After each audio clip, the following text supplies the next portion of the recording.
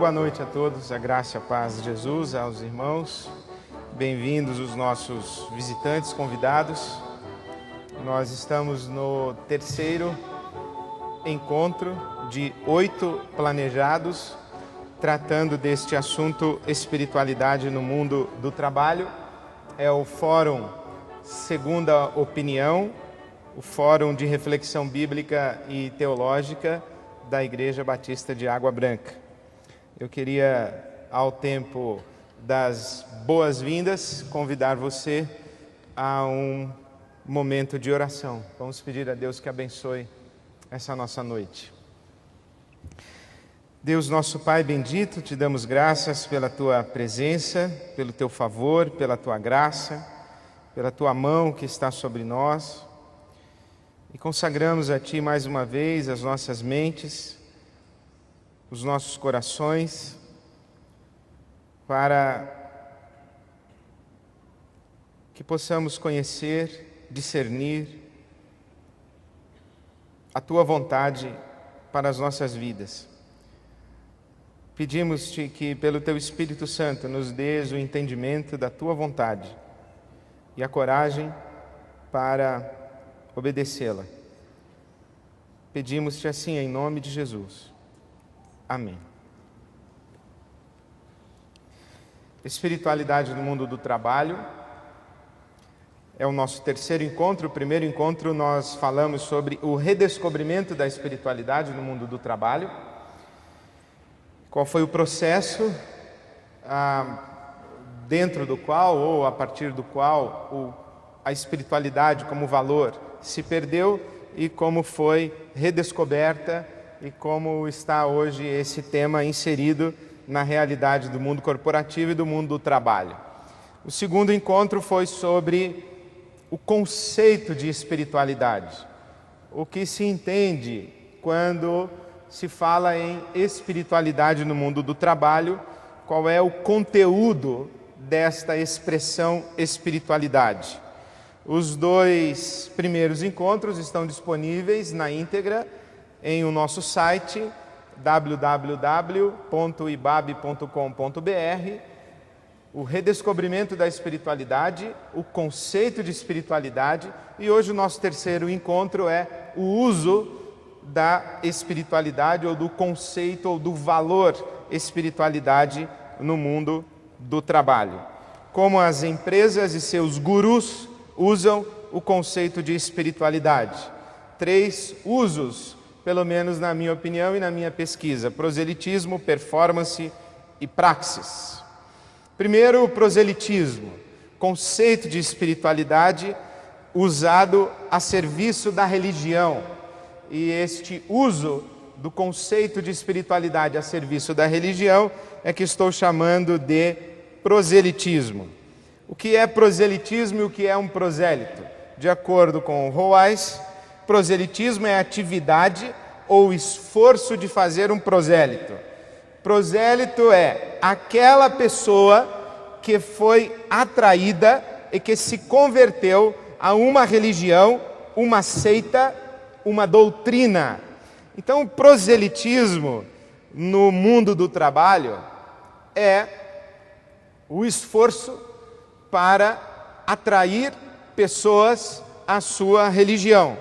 Então, quando você fala em espiritualidade no mundo do trabalho, com essa perspectiva do proselitismo, na verdade, você não está falando de espiritualidade no mundo do trabalho. Você está falando de evangelização no mundo do trabalho. E isso faz com que eu traga esse recorte mais para nós, que temos uma tradição cristã evangélica, a nossa maneira de compreendermos negócios e missão. Negócios versus missão. Negócios para financiar a missão. Negócios como campo para a missão. E negócios como disfarce para a missão. Explico. Negócios versus missão.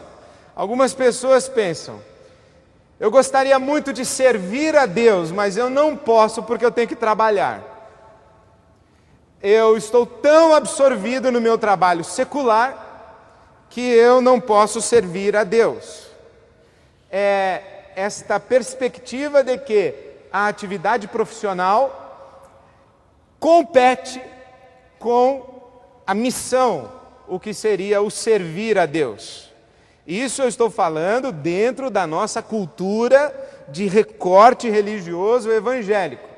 O que eu ouço do lado de cá da mesa quando estou aconselhando ou ouvindo profissionais cristãos em conflito com esse tema de espiritualidade.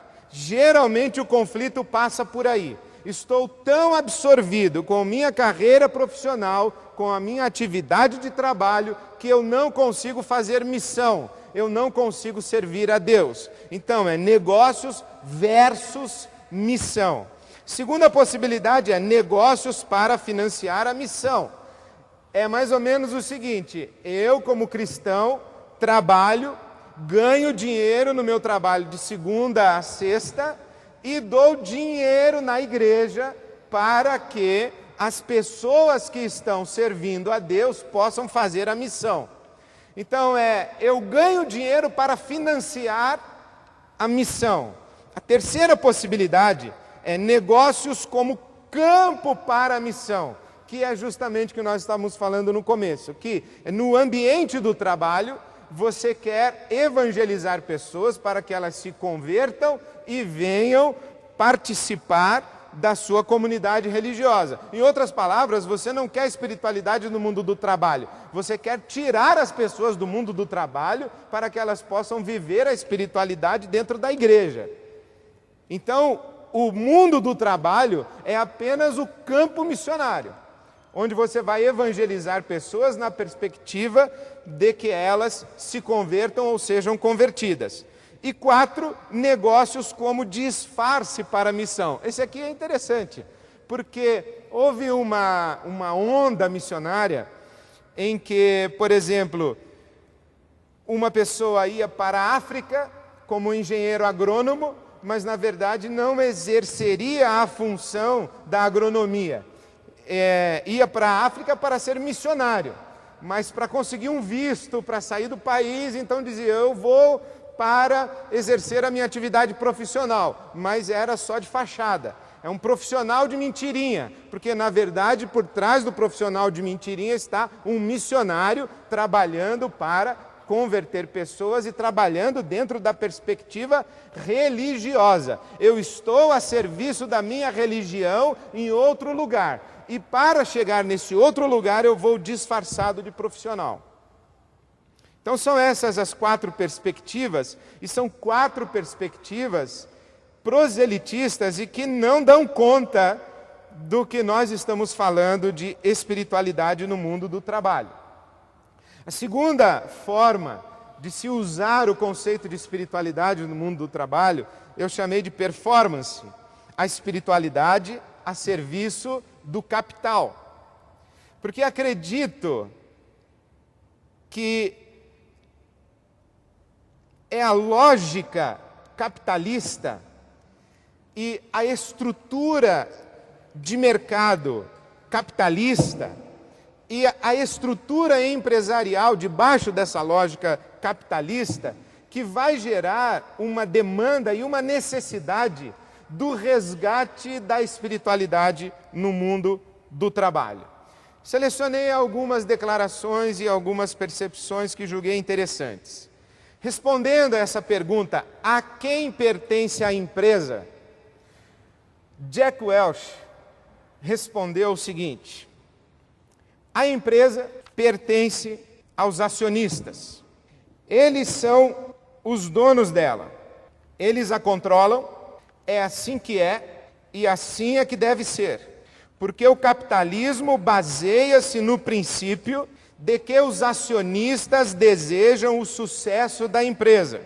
Para os acionistas, o melhor dos mundos é que a empresa tenha lucro constante, permanente, sempre. Esse lucro contínuo proporciona os seguintes resultados: clientes satisfeitos, empregados engajados, comunidades prósperas e sociedades sadias. Olha o que disse Jack Welch. O lucro contínuo das empresas resulta em clientes satisfeitos, empregados engajados, comunidades prósperas e sociedades sadias. Vocês acham que as empresas de telefonia no nosso Brasil têm tido lucro contínuo? E esse lucro contínuo das empresas de telefonia no nosso país tem gerado clientes satisfeitos, empregados engajados, comunidades prósperas e sociedades sadias? Chegamos à conclusão, disse Jack Welch, que a resposta jurídica e filosófica à pergunta a quem pertence a empresa é uma só e a mesma. A empresa existe para servir as pessoas que elegeram o conselho de administração, que por sua vez escolhe os administradores que comandam a empresa. Eu vou repetir a frase do Jack Welch. A empresa existe para servir as pessoas que elegeram o conselho de administração. A empresa existe para servir aos seus proprietários, que ele chamou aqui de acionistas. A empresa existe para servir os seus proprietários, e o melhor dos mundos para os proprietários é que a empresa tenha lucro. A empresa existe para o seu dono. Jack Welch, revista Exame, outubro de 2006. Não é tão antigo. Eu gostaria de saber se ele mudou de ideia. Acho que não. Mas o Jack Welch, que é considerado o guru dos gurus, ele vai vincular a existência da empresa ao lucro e vai vincular a existência da empresa ao serviço aos seus proprietários. Por isso é que é interessante essa pesquisa do Instituto Vox Populi sobre a missão da empresa. 93% dos brasileiros entrevistados disseram que a missão da empresa é gerar empregos e agregar valor à sociedade. 82% dos presidentes de empresas entrevistados responderam que a missão da empresa é dar lucro.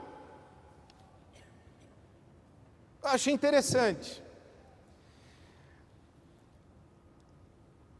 93% dos brasileiros entrevistados, não sei se eu erro na minha avaliação, 93% dos trabalhadores dizem que a missão da empresa é gerar empregos e agregar valor à sociedade. 82% dos presidentes dizem que a missão da empresa é dar lucro. Eu acho uma resposta que, na melhor das hipóteses, não faz sentido. Na pior, é bem estúpida. Porque seria o mesmo que responder que a missão ou a razão de ser do ser humano é respirar. É verdade que, se não respirar, o ser humano morre, mas o ser humano não vive para respirar. Não é para respirar que você está vivo. Se você não comer, se você não se alimentar, você morre. Mas você não existe para comer. Há controvérsias, algumas pessoas talvez acreditem que sim. Mas, em tese, você não existe para comer. Você come para existir. Você tem lucro para sobreviver, mas você não existe para ter lucro. Mas essa é uma lógica do capital. Qual é a lógica do capital? Gerar mais capital. Qual é a lógica da empresa? E aí eu quero citar o Adam Smith. Ele diz assim: não é da benevolência do açougueiro, do cervejeiro ou do padeiro que esperamos o nosso jantar, mas da consideração que eles têm pelo seu próprio interesse. Dirigimo-nos não à sua humanidade, mas à sua autoestima, e nunca lhes falamos das nossas próprias necessidades, mas das vantagens que advirão para eles. Ninguém, a não ser o mendigo, sujeita-se a depender, sobretudo, da benevolência dos seus semelhantes. O que ele está dizendo? Por que é que você acha que o padeiro levanta às 3 horas da manhã para fazer o pão? Porque ele gosta de você? Porque ele pensa assim: o Antônio, ele vai passar aqui antes do trabalho, e seria tão bom se ele tivesse um pãozinho quentinho. Você acha que o padeiro pensa assim? O que o Adam Smith está dizendo é o seguinte: que não é da benevolência, da boa vontade, que o ato do trabalho não é um ato de solidariedade, não é um ato de compaixão, não é um ato de fraternidade, é um ato de puro egoísmo. E que o trabalhador está correndo atrás dos seus próprios interesses. E que essa é a lógica do mercado. Quanto mais eu corro atrás dos meus interesses, mais eu prospero.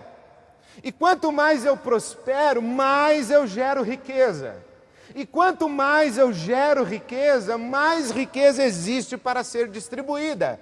E quanto mais riqueza existe para ser distribuída, mais riqueza coletiva existe. Verdade? Mentira.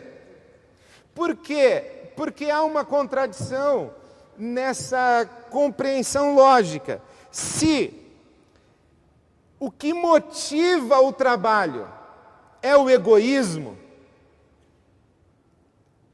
o que garante que o resultado do trabalho será tratado com altruísmo?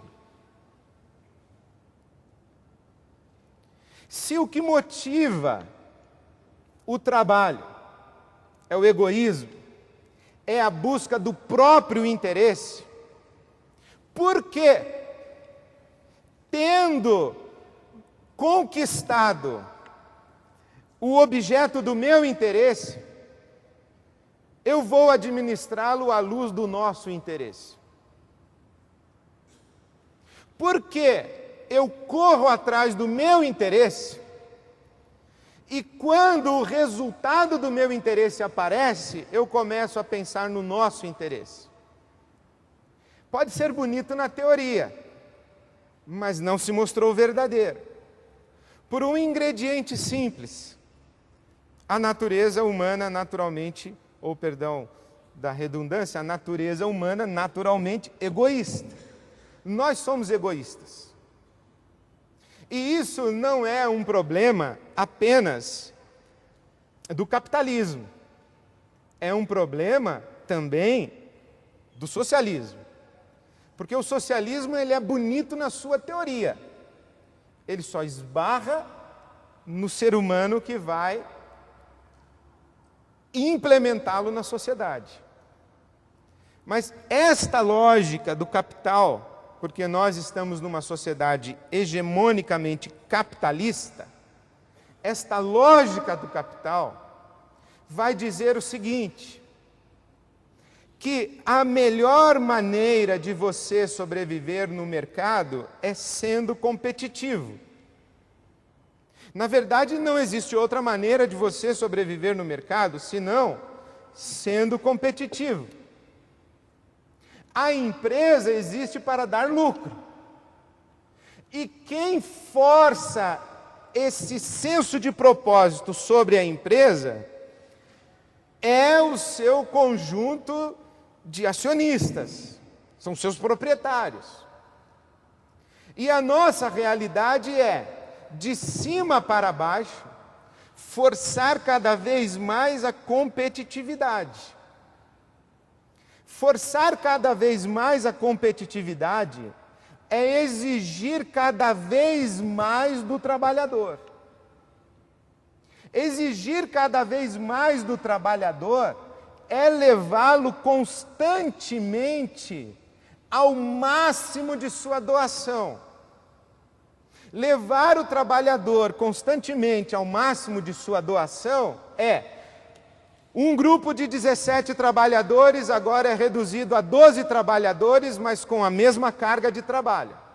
Um grupo de 12 trabalhadores é reduzido a um grupo de 8 trabalhadores e com a carga de trabalho dobrada. Aquilo que 17 faziam, agora 8 precisam fazer o dobro. E assim sucessivamente. A lógica da competitividade é essa. A lógica da competitividade é essa: levar o trabalhador constantemente ao máximo de sua produtividade. Levar o trabalhador constantemente ao máximo de sua produtividade, leia-se, levá-lo constantemente ao seu nível tolerável ou produtivo de esgotamento. Chama-se estresse. O que é o estresse? Estresse é uma expressão emprestada da engenharia. É mais ou menos o seguinte: você vai sentar-se sobre uma bola e depois de determinado tempo você vai se levantar. A bola volta ao normal. Quando você se senta sobre a bola fica oval. Quando você se levanta, a bola volta ao normal. Mas se você ficar sentado muito tempo, essa bola oval, quando você se levantar, ela não volta ao normal, ela fica oval. Ela vai se deformando. O que é o estresse? É o nível de possibilidade ou a relação de quanto tempo você pode ficar sentado em cima da bola para que ela volte ao normal toda vez que você se levantar. Então você descobriu o nível de estresse da bola. 3 minutos sob um peso de 80 quilos.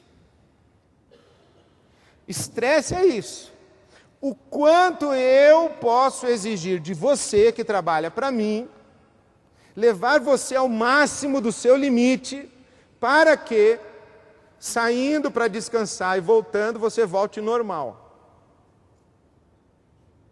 O que acontece é que as pessoas já perceberam que o padrão de competitividade e o nível de estresse do trabalhador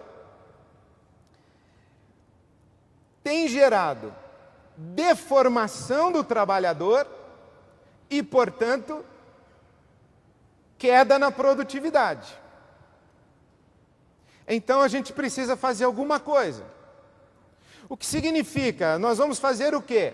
Nós vamos então contratar mais pessoas para que cada trabalhador trabalhe menos? Nós vamos reduzir a carga horária de trabalho? Nós vamos fazer o quê?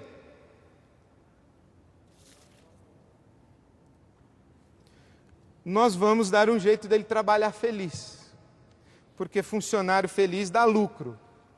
Isso é capa da revista Exame. Funcionário feliz, lucro maior. Interessante, né? Olha isso que interessante. Rentabilidade das empresas, as melhores empresas para você trabalhar. Rentabilidade das 500 maiores, 12,4%. Das 150 maiores, 17,2%.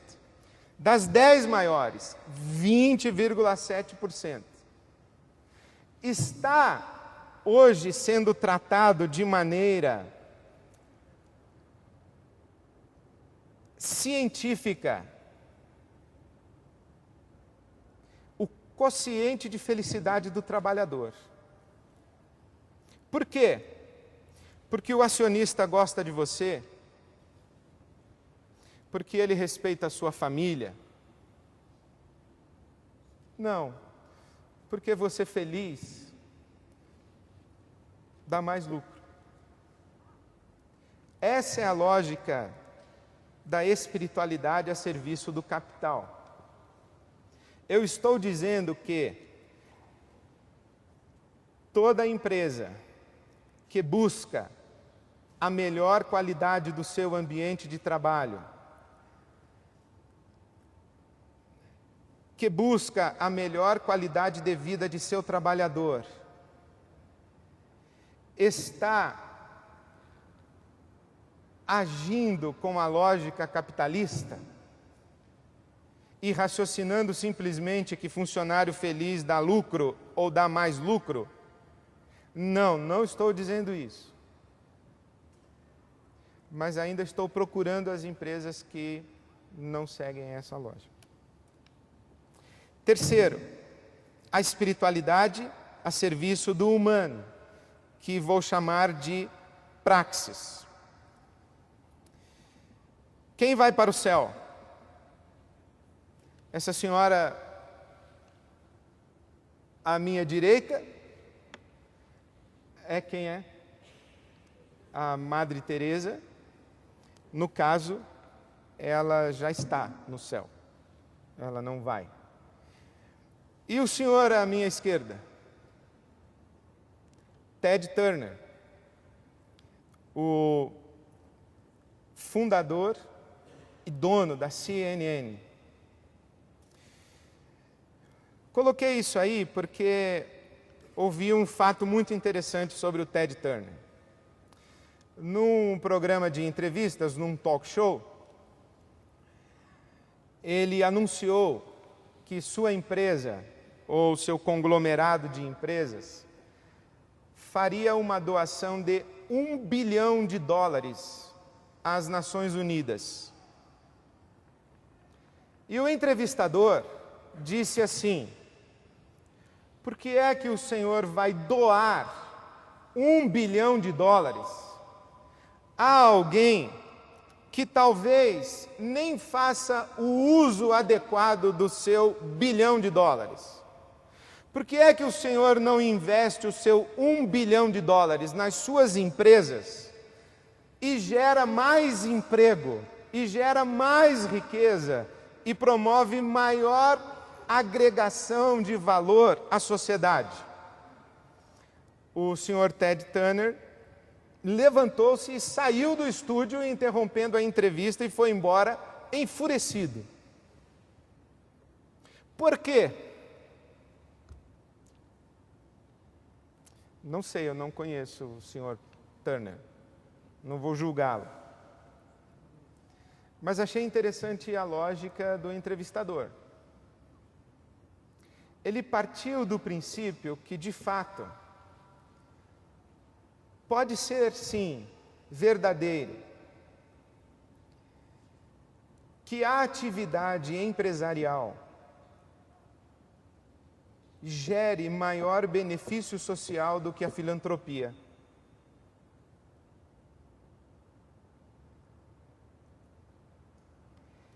E não é interessante que, se nós pensarmos, guardadas todas as proporções, eu não quero fazer juízos de valores,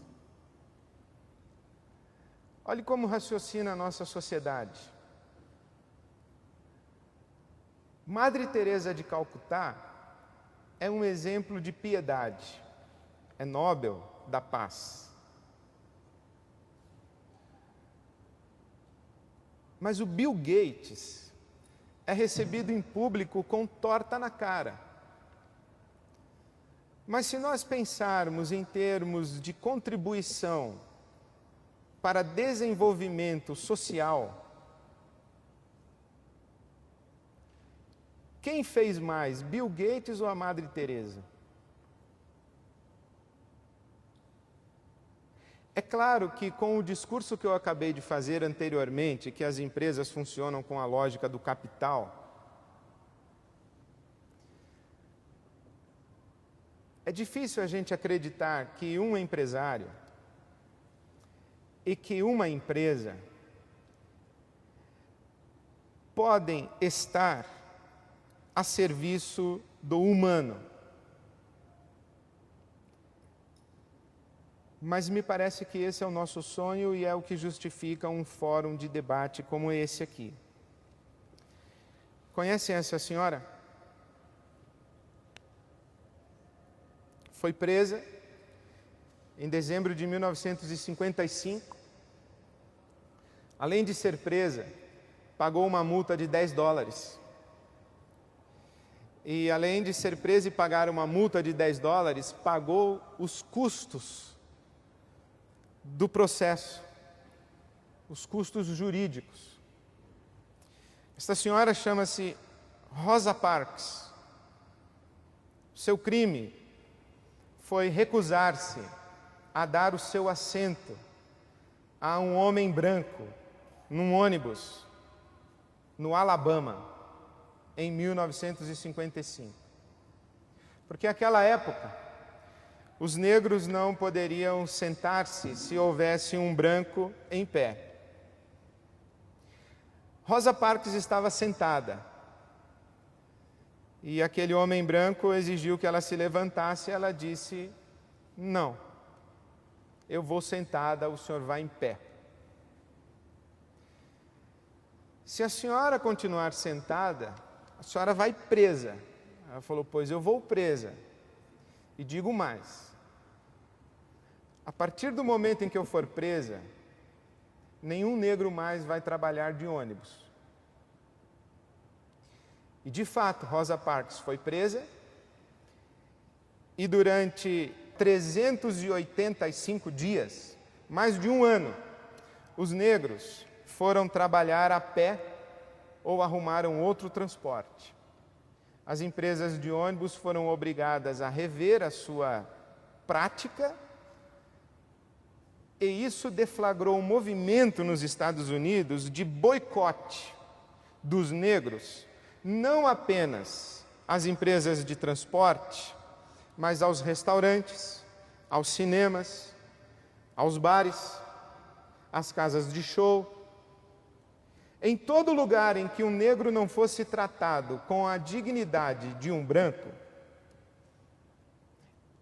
haveria boicote. E isso foi deflagrado porque esta senhora, Rosa Parks, sentada num ônibus, disse: eu venho trabalhar já não sei quantos anos, em pé, mas hoje eu vou trabalhar e no caminho eu vou sentada. Isso é o que Cassiano Florestan chama de praxis. É uma ação reflexiva, uma ação criativa, uma ação libertadora e uma ação radical. É praxis. Diferente de prática.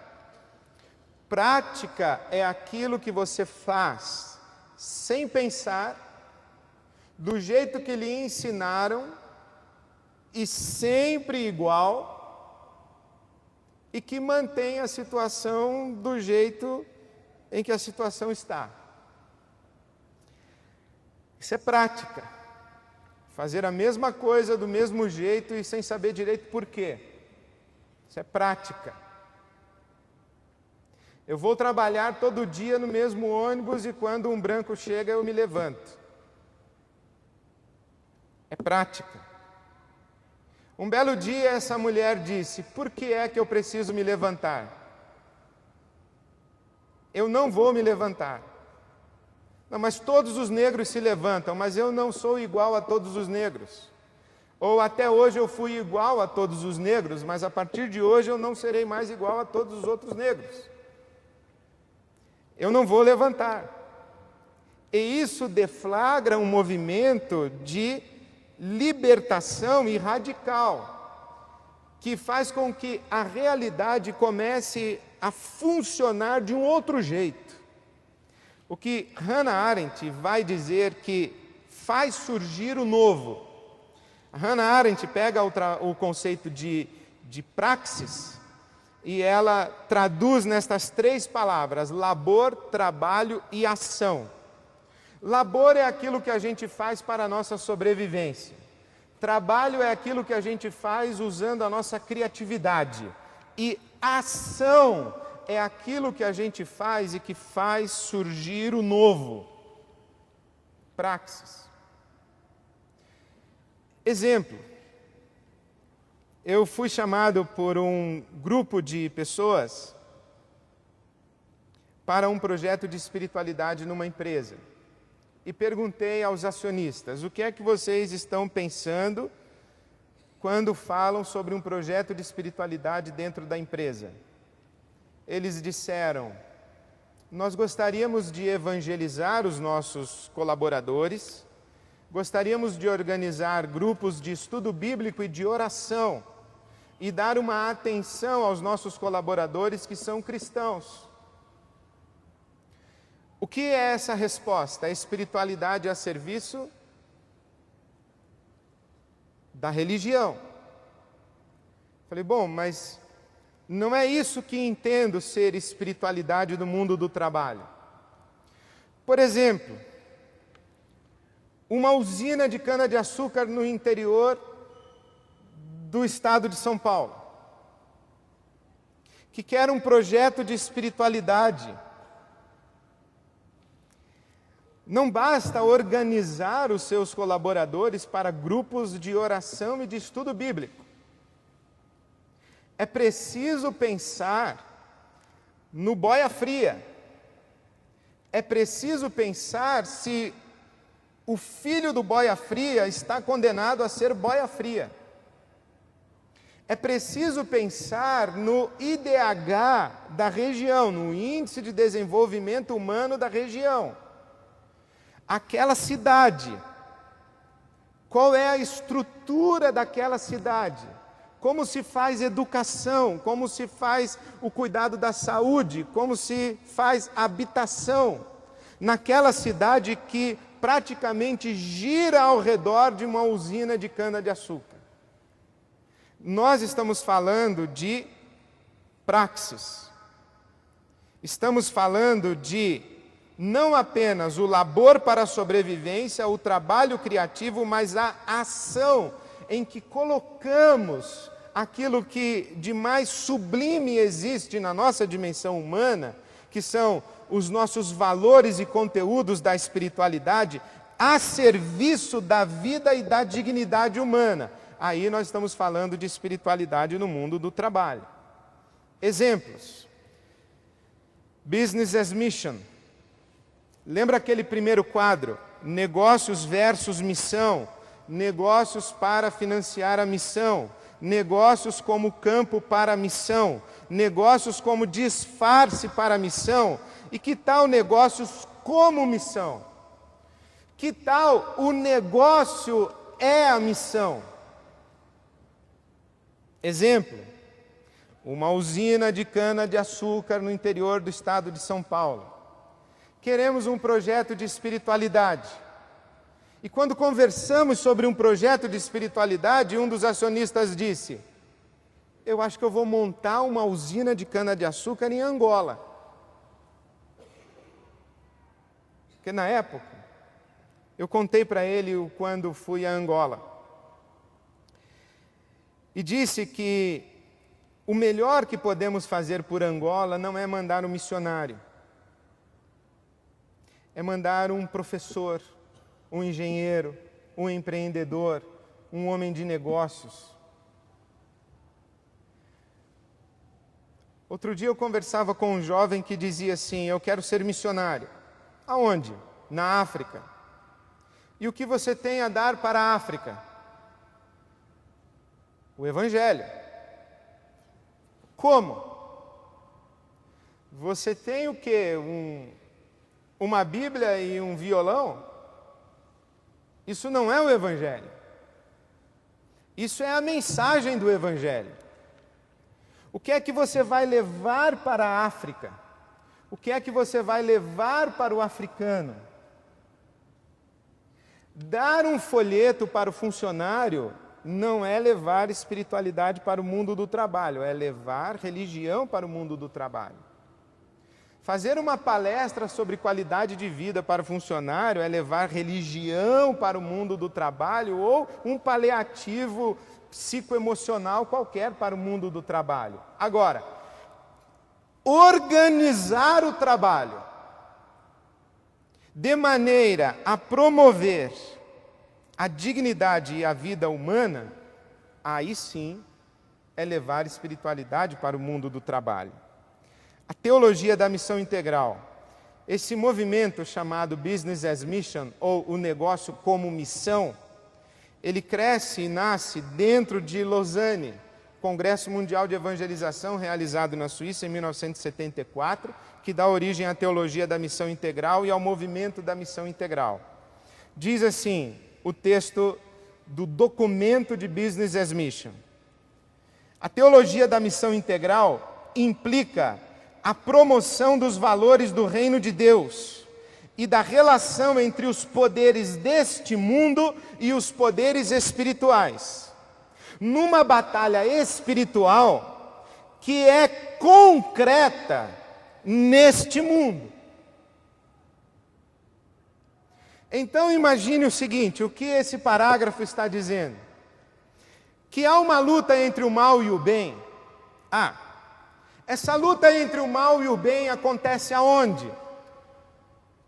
Para a maioria dos religiosos, essa luta entre o mal e o bem acontece no coração humano. Porque foi assim que o Shankar encerrou o caminho das Índias. Ele disse ao Opache: Opache, o bem e o mal precisam estar sempre juntos, para que você escolha entre o bem e o mal. É bonito. Shankar.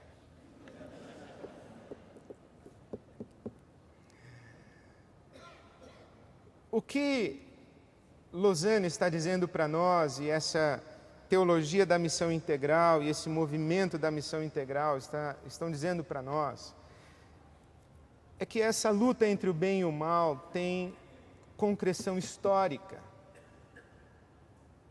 Não está só no coração do ser humano, está na estrutura social que o ser humano gera.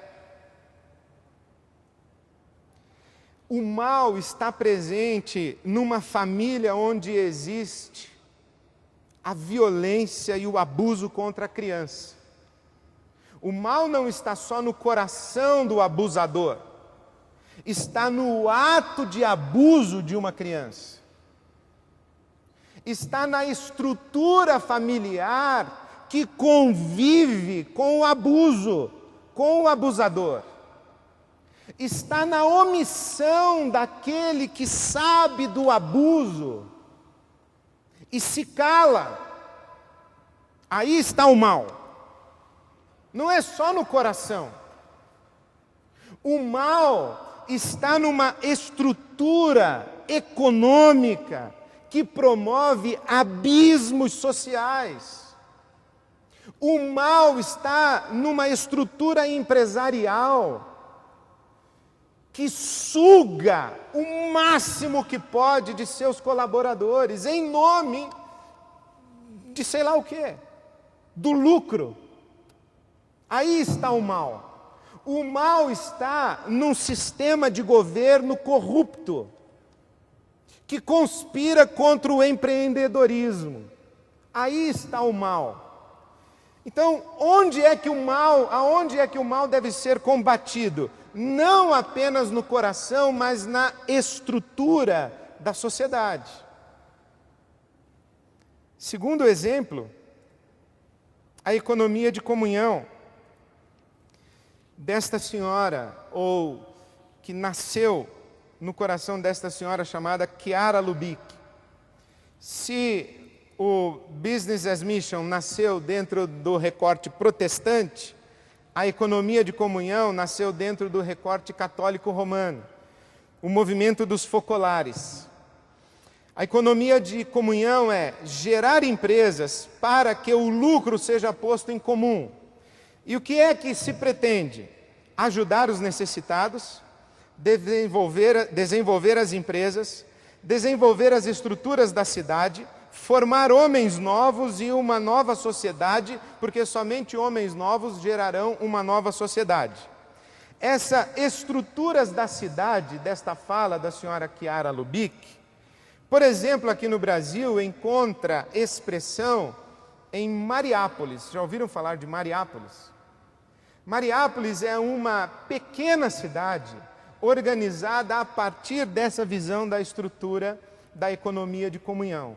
É um movimento de motivação religiosa que gera empresas saudáveis, viáveis, sistema de relacionamento de mercado sustentável e que visa não apenas ajudar os necessitados, mas transformar ou formar uma estrutura social que favoreça a formação e o surgimento de novos homens e de uma nova sociedade. Espiritualidade no mundo do trabalho tem a ver, portanto, com essa dimensão do relacionamento com Deus, que implica a manifestação do seu poder, amor e justiça em todas as dimensões da vida. O que quero dizer com isso é que, se alguém pensa que falar sobre espiritualidade no mundo do trabalho é falar sobre dicas para comportamento ético no mundo do trabalho, é falar sobre como organizo melhor o meu tempo para ter melhor qualidade de vida com minha família, apesar do estresse que a minha profissão acarreta. Se é falar como posso testemunhar do Evangelho de Jesus Cristo no mundo do trabalho. Se pensa que falar sobre espiritualidade no mundo do trabalho é como organizar grupo de oração na hora do almoço lá na fábrica. Nós não estamos falando disso. Nós estamos falando de novos sistemas, nós estamos falando de novas empresas, nós estamos falando de novas relações de mercado, nós estamos falando de atos que sejam, na verdadeira acepção da palavra, revolucionários, porque o mundo do trabalho precisa de revolução, não precisa de paliativo para a consciência do trabalhador esclarecido. O mundo do trabalho precisa de revolução, o mundo do trabalho precisa de revolucionários, o mundo do trabalho precisa de empresas que estejam dispostas a trabalhar na direção da revolução.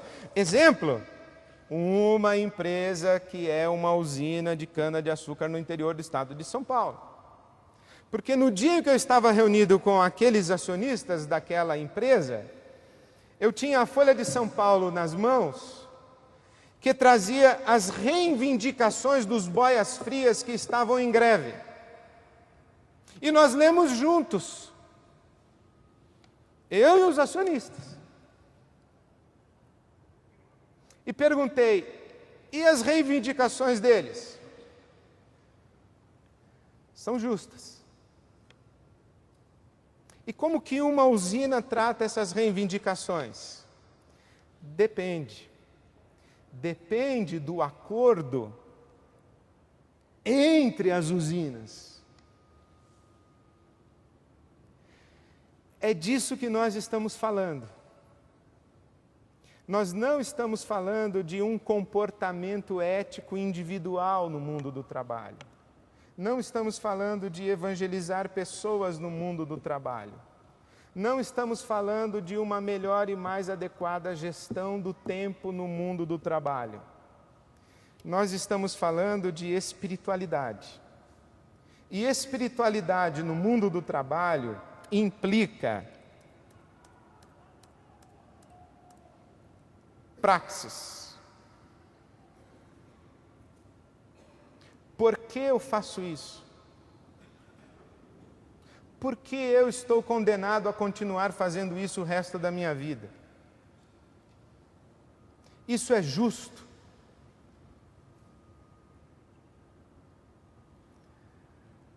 Será que eu tenho coragem de me rebelar contra isso? E se eu tiver coragem de me rebelar contra isso, será que não terei que andar de ônibus? Ou será que não terei que andar a pé? E se eu tiver coragem de me rebelar contra isso, será que eu não vou ser preso?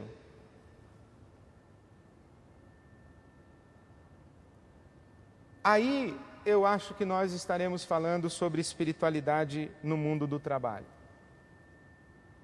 Menos que isso, nós estamos falando sobre placebos religiosos para atenuar a crise de consciência do profissional cristão no mundo do trabalho. A esse papel, nós não nos prestaremos. Mas a refletir sobre praxis, uma ação reflexiva, criativa, libertadora e radical a partir da nossa atividade profissional, das nossas relações empresariais e comerciais e das nossas relações de mercado, aí sim eu penso que vale a pena uma discussão sobre a espiritualidade no mundo do trabalho. Porque compreendemos espiritualidade como a manifestação do poder, do amor e da justiça de Deus no mundo do trabalho. Isso é falar sobre espiritualidade no mundo do trabalho. Ao uso da espiritualidade a serviço da religião, eu digo não. Ao uso da espiritualidade a serviço do capital, eu digo não. Ao uso da espiritualidade a serviço do humano, eu digo sim. E temos um longo caminho a percorrer para encontrarmos as aplicações práticas da praxis, motivada pela nossa experiência, pela nossa fé e pela nossa convicção cristã.